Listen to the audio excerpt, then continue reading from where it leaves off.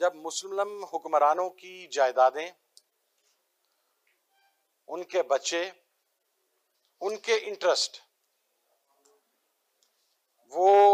आज की दुनिया के सबसे बड़े शैतान मुल्क अमेरिका के अंदर होंगे, तो फिर आप उनसे ये एक्सपेक्ट नहीं कर सकते कि वो फलस्तीन के इशू के ऊपर बात करेंगे। ये बड़ी एक रिटर्न रियलिटी है, और बल्कि मैं कहता हूँ ये इतनी तल्ख है कि आप ये देखिए कि हमारे यहाँ चलें, इस्लाम को तो शायद हमारे बहुत सारे लोग एक ज़ाहरी तौर पे रख के बैठे हुए हैं, हमारे बहुत सारे इस्लामी ममालिक जो हैं, सो कॉल्ड इस्लामी ममालिक, लेकिन एक कॉन्सेप्ट बहरहाल एक रियासत का कॉन्सेप्ट भी होता है और एक नेशनलिज्म का कॉन्सेप्ट भी होता है। आप देखिए, मेरा सवाल जो मैं अक्सर करता भी हूँ वो ये है कि कितने अमेरिकन्स जो एक्स प्रेसिडेंट्स हैं, उनके कांग्रेसमैन हैं, उनकी जायदादें ब्रिटेन में हैं या यूरोप में हैं? किसी की नहीं है। हर अमेरिकन जो स्टेक होल्डर है, जो उस मेन ओहदे के ऊपर आता है, वो मरने तक अमेरिका के अंदर ही रहता है। जो एक ब्रिटिशर है, उसकी जायदादें, उसके तमाम स्टेक्स जो हैं वो ब्रिटेन के अंदर ही रहते हैं। इसी तरीके से यूरोप के आप किसी भी, जिन्हें हम आज की हिस्ट्री में सो कॉल्ड डेवलप्ड कंट्रीज कहते हैं, वहां का फिनोमेना तो ये है। लेकिन अगर हम इस्लामिक वर्ल्ड की बात करें, आपके हर हुक्मरान की जायदाद भी अपने रिस्पेक्टिव कंट्री से बाहर है, उसकी औलाद भी रिस्पेक्टिव कंट्री से बाहर है, उसका इंटरेस्ट भी रिस्पेक्टिव कंट्री से बाहर है। बल्कि मेरे से पहले फरतुल्लाह बाबर साहब ने एक बात की, मेरा इसके ऊपर बड़ा क्लियर स्टांस है कि हमारे जो साबका सरबराह जनरल रहील शरीफ साहब सऊदी अरब तशरीफ ले गए, उनके लिए ये एजाज क्या कम था कि वो वफाद पाकिस्तान के सरबराह थे? इससे बड़ा पाकिस्तान, बीइंग अ पाकिस्तानी या एक पाकिस्तानी होते हुए, इससे ज्यादा एजाज की बात क्या हो सकती थी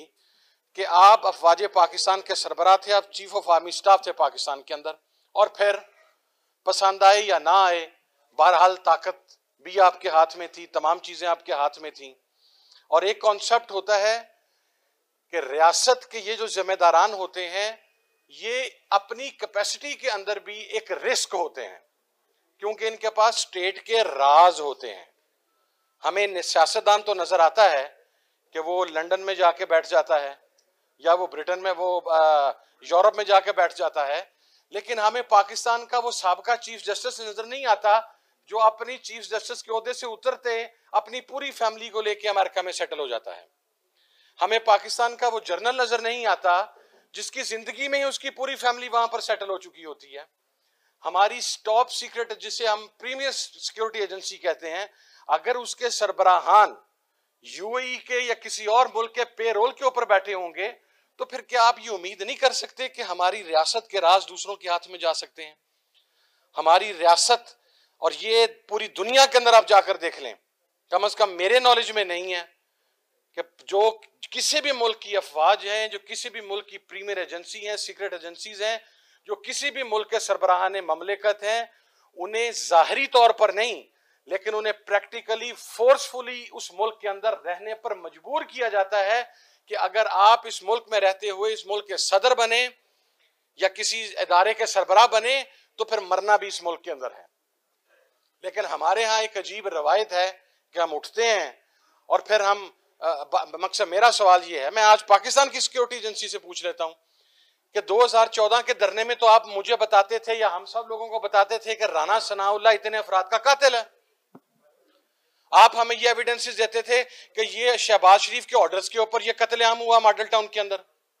हमें यह बतलाया जाता था कि दाता साहब के बम धमाके के अंदर या मुख्तलिफ शराइन्स के ऊपर जो बैंड आउटलेट्स का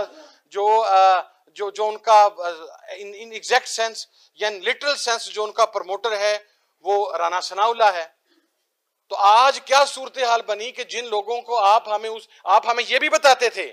कि बलूचिस्तान के कौन से लोग कोयटा में होने वाले बम धमाके के अंदर अफगानिस्तान की इंटेलिजेंस एजेंसी के साथ मिले हुए हैं, आप हमें डॉक्यूमेंट्स देते थे, आप हमारे सामने डॉक्यूमेंट्री एविडेंसेस रखते थे कि ये मियां नवाज शरीफ साहब का वो फार्म है, मेरे पास अभी भी मौजूद है रियल शेप में। और कमाल देखिए कि मेरे वालिद जब मुस्लिम लीग के साथ थे और हम मुशर्रफ साहब के खिलाफ थे, तो जब वो सऊदी अरब में मियां साहब को मिलने के लिए गए तो हरम शरीफ में बैठे हुए अब्बा ने ये पूछा कि मियां साहब पाकिस्तान में बात हो रही है कि आपका कोई एग्रीमेंट साइन हो गया है। तो वो कहने लगे कि साहब मैं गवाह हूं इस चीज का, और मैं कुरान के ऊपर इस चीज की कसम दे सकता हूं। क्यों? कहने लगे साहब झूठ बोला जा रहा है, मैं हरम शरीफ के अंदर बैठा हूं, ये मेरे सामने खाना काबा है, मेरा कोई एग्रीमेंट साइन नहीं हुआ। और अब मेरे पास वो एक्चुअल एग्रीमेंट है जिसका फाइल नंबर भी मौजूद है, जो रिकॉर्ड के अंदर जाके चेक किया जा सकता है।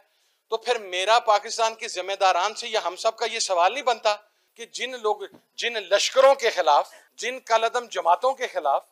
जिन तालिबान नवाज लोगों के खिलाफ, जिन रियासत दुश्मन अनासर के खिलाफ आप हमें बताते रहे कि ये पाकिस्तान के गद्दार हैं,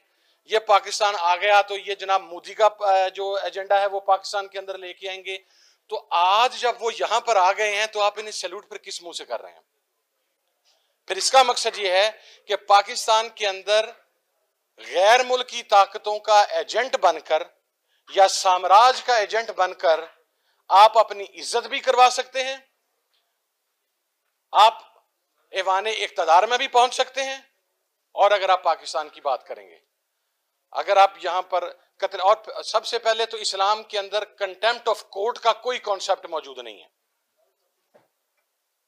हमारे यहां प्रॉब्लम यह है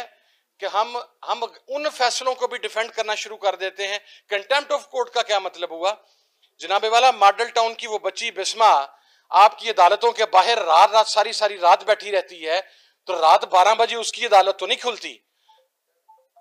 यहां पर बच्चों को चाइल्ड मोलेस्टेशन होती है, यहां पर रेप होता है, यहां पर कत्लेआम होता है, यहां पर लोगों की इज्जतों के साथ खेला जाता है। लेकिन हमारी अदालतों में तो वो केस 20-20, 25-25 साल। यहां पर तो एक कातिल एमएनए वो दुबई से पाकिस्तान आता है, वो वोट डाल के जाता है। यहां पर तो वो आदमी जो कहता था कि मैं पाकिस्तान फौज के जर्नैलों को पाकिस्तान के बॉर्डर पर लगी हुई बाढ़ के साथ लपेट कर तो मैं उन्हें खींचूंगा, उसे आप स्पीकर के प्रोडक्शन ऑर्डर के बगैर कौमी असेंबली में ले आते हैं वोट डालने के लिए। अब उसी मोशन हमें बताया जाता था, मैं जिम्मेदारी से कह रहा हूं, हमें बताया जाता था कि ये मोशन दावड़ और वजीर जो अली वजीर है ये पाकिस्तान के मुखालिफ हैं, ये पाकिस्तान के दुश्मन हैं। तो जब आज उन्हें वजारतें दी जा रही हैं तो पाकिस्तान के सिक्योरिटी इदारों का काम पाकिस्तान की सॉवरेनिटी को प्रोटेक्ट करना है। अगर आप पार्ट नहीं हैं तो फिर आप ऐसे लोगों के पास कैसे ये चीजें जाने दे सकते हैं जिनको कल तक आप ही हमें बताते रहे कि ये गद्दार हैं, ये पाकिस्तान के मुखालिफ हैं,